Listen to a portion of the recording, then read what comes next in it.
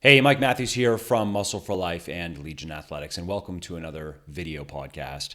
This time around, we are going to talk about overtraining, what it is, what it isn't, and how to spot the signs that it is probably time to deload or take a few days or maybe even a week off of the weights.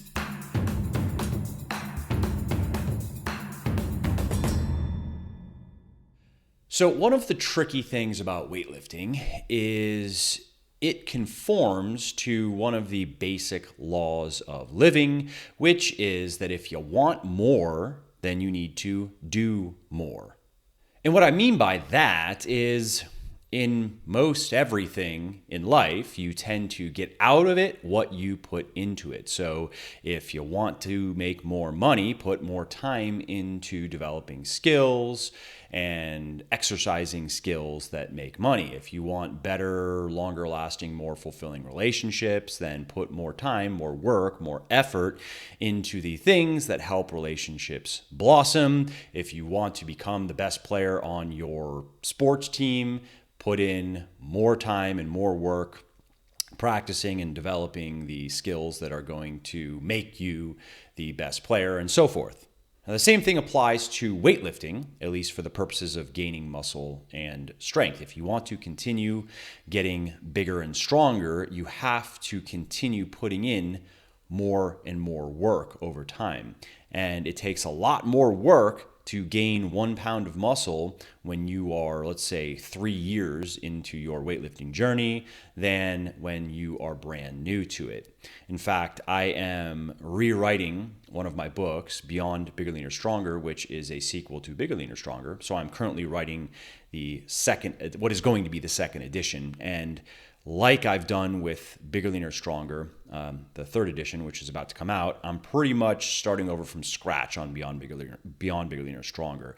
I'm reorganizing it and rewriting it. And one of the chapters I'm coming up to is something I'm tentatively calling the more for less method.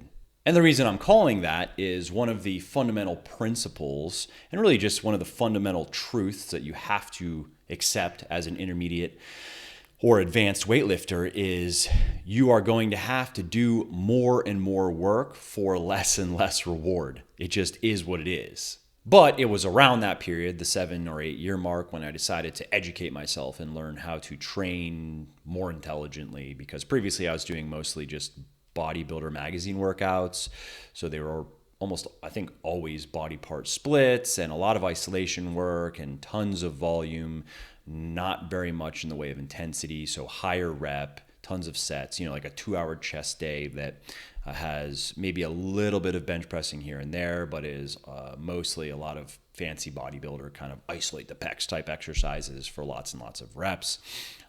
That's how I was training back then, at least for the first 7 or 8 years. And also then I educated myself on the fundamentals of diet, what is energy balance, what is macronutrient balance, why is nutrition important, blah, blah, blah. So, I'd say I really have about 7 or 8 years of proper training and eating under my belt at this point. And in terms of total muscle gain, I am really at the top of my genetic potential. I started, so I'm 6'2", 6'1.5" or something, and I started at 155 pounds, and now my weight fluctuates between 195 and 198 pounds. And so if you just look at those numbers very simply, and you also factor in my change in body fat percentage. So when I started, I was, let's say, 12, 13%, probably something like that. Because I grew up playing sports, so I was always kind of a thin-ish endurance athletic type of dude. So it's 155, 12, 13%. And now let's just call it 195, around 10%. That's my general kind of settling point. So you run the numbers and you can figure that I've gained maybe about 45 pounds of muscle, give or take, since I started lifting weights. And as far as a natural weightlifter goes, that's right up, 90, 95% of my genetic potential. According to various models, I could gain a little bit more muscle. Some say maybe 5 pounds. Some say even up to 10 pounds. 10 pounds seems like a stretch to me. I could see that if my legs were where they were at several years ago, but I've worked on them fairly diligently, and I think they've at least caught up to my upper body.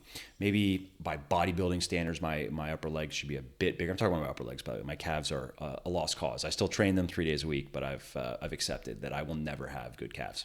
Anyways, so my upper legs are not quite up to bodybuilding standards, but I don't quite even like that look, so I'm pretty happy where things are at.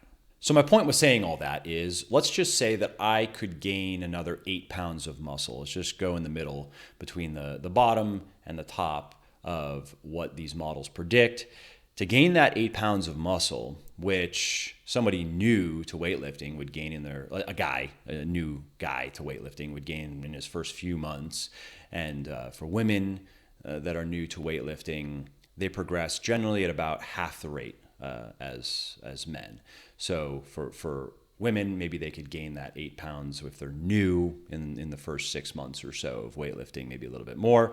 It would take me probably 3 to 4 years to gain that last 8 pounds of muscle. And that's 3 to 4 years of working hard, busting my ass in the gym, not missing workouts, making sure I'm sleeping well, I'm eating enough, making sure that I'm progressing in my workouts, not just going through the motions, but making my workouts progressively harder over time, really pushing to gain reps and add weight to the bar and so forth.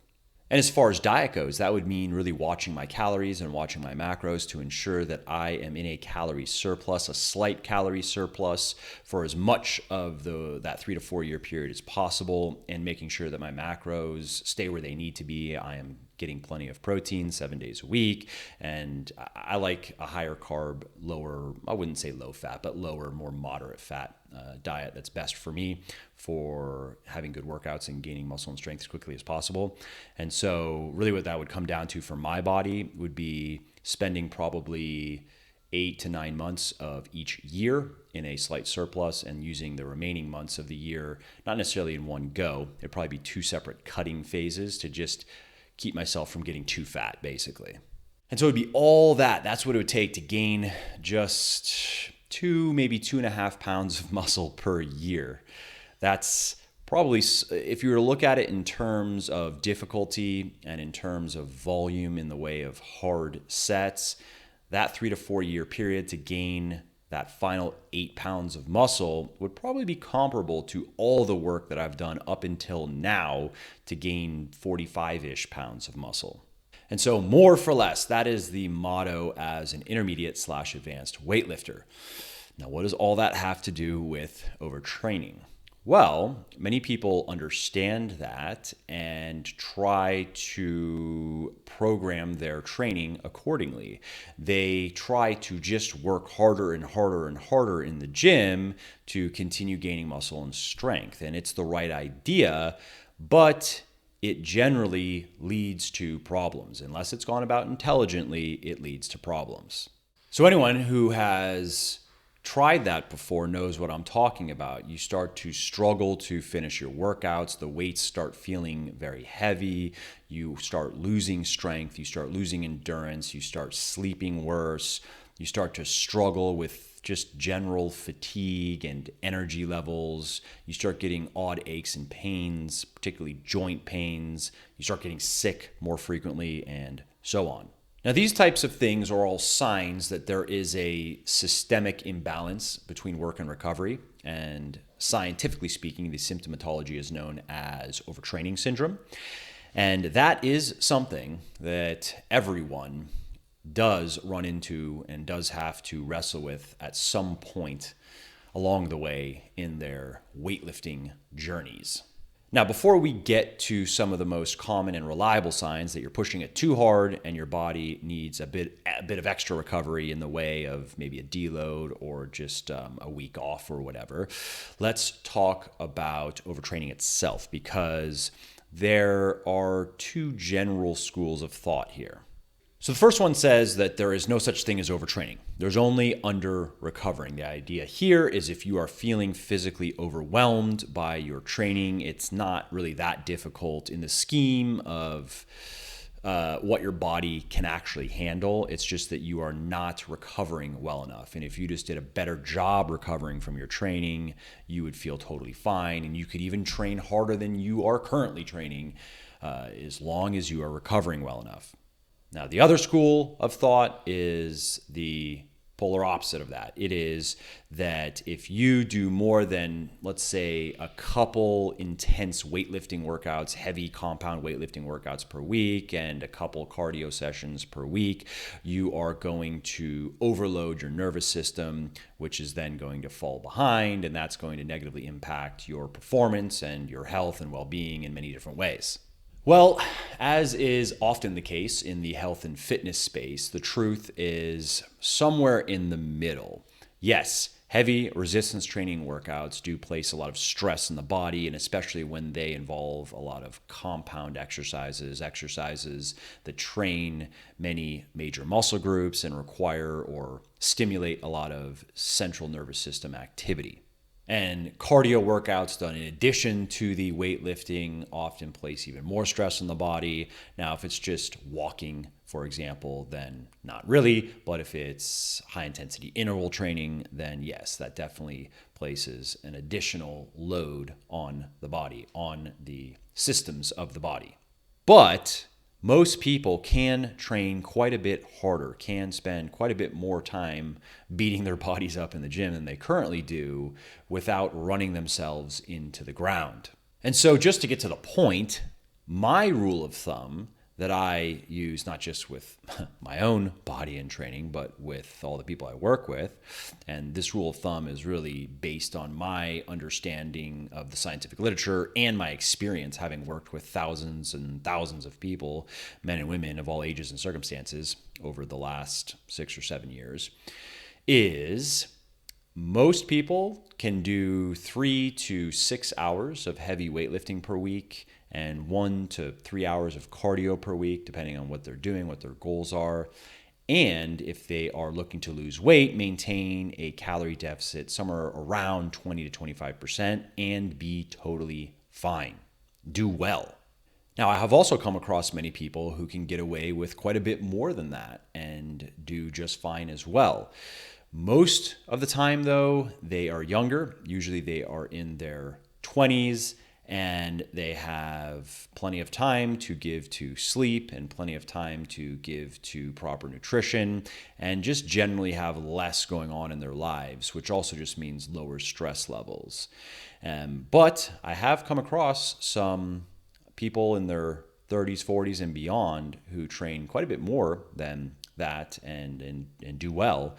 And that I chalk up usually just genetics. Some people do have very good genetics for recovery, and some people's bodies are just more resilient and are just tougher than others, can just take more of a beating. Okay, so let's start getting to signs. 8 signs that overtraining syndrome is starting to settle in. And I know research shows that overtraining may be more of a psychological state than a physiological state, but regardless of the ultimate cause, it is real. The symptoms are real. If you push yourself too hard for too long, you start to feel bad. So, for example, the first sign is something I mentioned earlier, and that is that your workouts start to feel particularly hard. When your body becomes more and more fatigued, just in general, when you fall further and further behind in recovery, the perceived effort of your workouts increases. And how this usually plays out, for me at least, is toward the end of a training block, which is usually like a week 6 or a week 8, the weights just start to feel heavy. And I've slept well, I've been sticking to my diet well, but regardless, progression stops. So for a couple weeks, I don't gain reps on really anything. I'm not adding weight to the bar. And then that weight that I've been using for the last few weeks, let's say it's on a bench press or a squat or a deadlift, I notice it particularly on the harder exercises, that weight just starts to feel heavier and heavier. Another sign, the second sign, is that you lack the motivation to train. So if you normally look forward to your workouts and you now have no desire to get in the gym and you have to drag yourself through each rep, each set, that is a red flag that your body may need some extra recovery. I remember many years ago, it was so bad that I actually couldn't will myself to finish a workout. I remember I was sitting on a bench, I was doing pull-ups. This was maybe the second exercise in on a pull workout where I had 5 or 6 exercises to do. And I was so tired and just had so little energy and desire to continue. I actually just left, and I never am one to end workouts, but it was clear that something was wrong. I was just like, this is really not normal. And it also came after I worked with this trainer for, I want to say 6 to 8 weeks. And this dude was super jacked, of course, and he was on all the drugs. I didn't know that at the time because he didn't look like a hulking bodybuilder. He just looked jacked.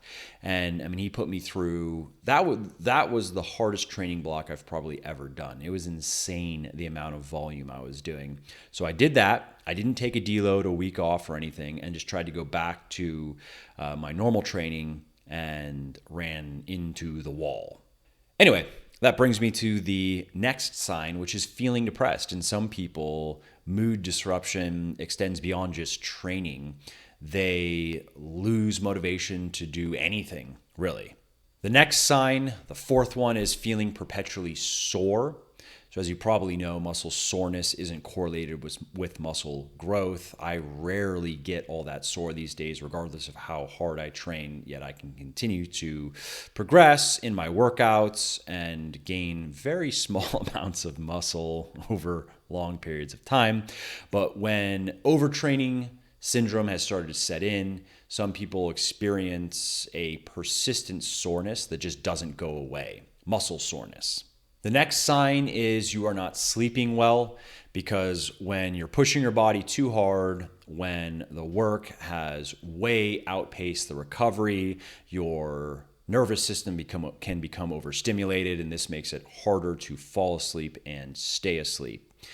I used to sleep really well before I had kids, and at that time this was a very reliable indicator for me that I needed to take a deload. Once my sleep started to get shitty, because previously before I had kids, I would fall asleep in 5 or 10 minutes, and I would rarely wake up in the middle of the night. I'd be out, and then I would open my eyes, and it's 15 minutes before my alarm, and I would sleep maybe 6.5 hours, max 7 hours a night. Naturally, I would just wake up, and that was it. Once my sleep started to get disrupted, usually I wouldn't have trouble falling asleep, but I would wake up a couple times in the middle of the night, and it would just continue. That was almost always due to overtraining symptoms starting to set in, and I would deload or take a week off, and voila, my sleep would be fine again. Now, these days, my sleep is okay. I will tend to wake up once or twice at night for no reason whatsoever, go pee, go back to sleep. So it's not very disruptive, but I do have to spend a bit more time in bed now. And why, I don't really know. It could be extra stresses in life. It could be that just having kids, I've heard from many parents, it's just like a normal thing. Maybe there's a biological aspect to it. Just getting older is probably playing a role, because we tend to become lighter sleepers as we get older.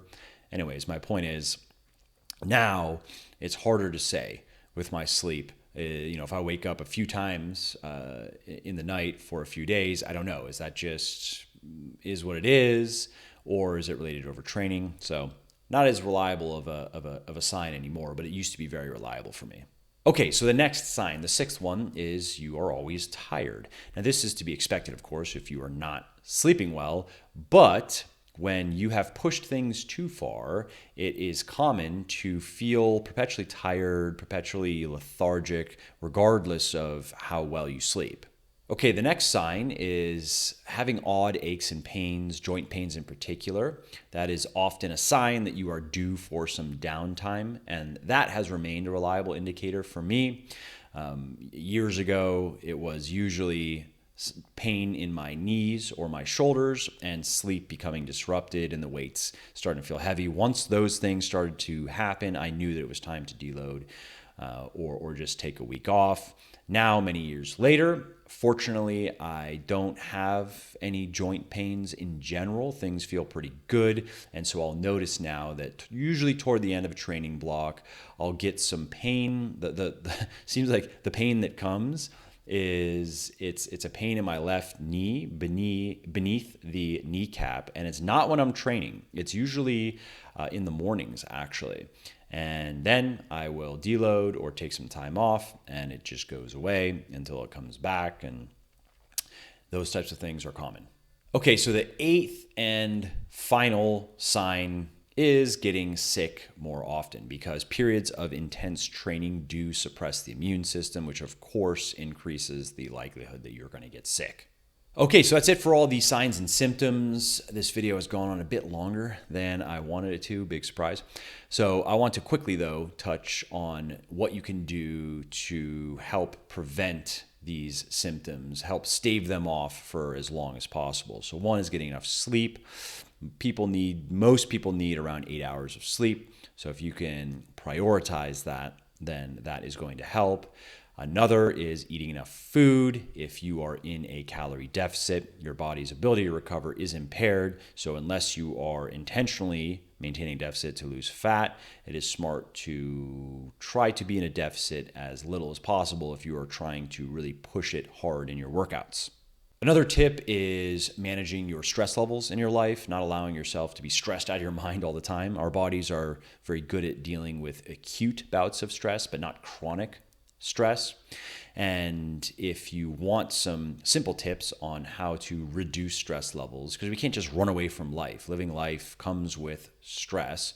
And I've experienced it even in an odd way, where I've had a lot going on in my life the last few years, from business things to personal things to having another kid, et cetera, et cetera. And while the added stress didn't impact me all that much psychologically, I never felt overwhelmed or like things were just going to fall apart. It definitely impacted me biologically.